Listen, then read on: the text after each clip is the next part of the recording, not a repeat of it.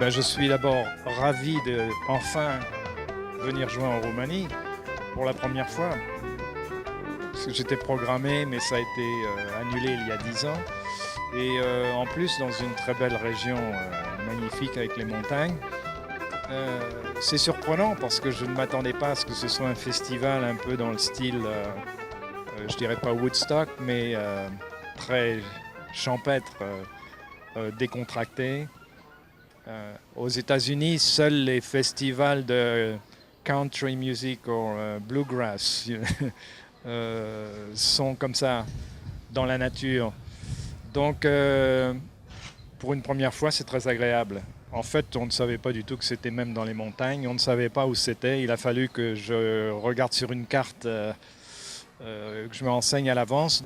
Ce qui nous a fait accepter, c'est simplement le fait de jouer en Roumanie. Au moins une chance de venir dans ce pays pour la première fois.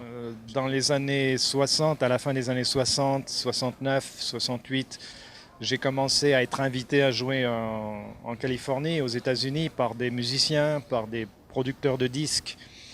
Et je m'y suis installé en 1973 parce que il y avait beaucoup de demandes pour moi. Je tournais avec le groupe de Zappa.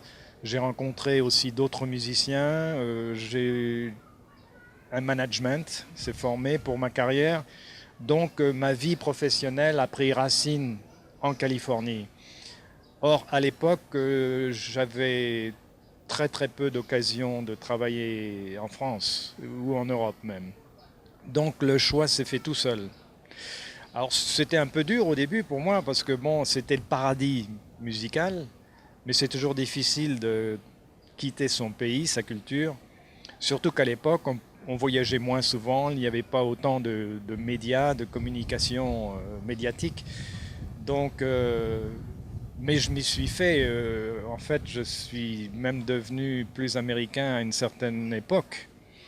Et c'est pour ça que j'ai voulu reprendre quelques racines avec mon pays natal et qu'il y a 10 ans à peu près, j'ai repris un appartement à Paris.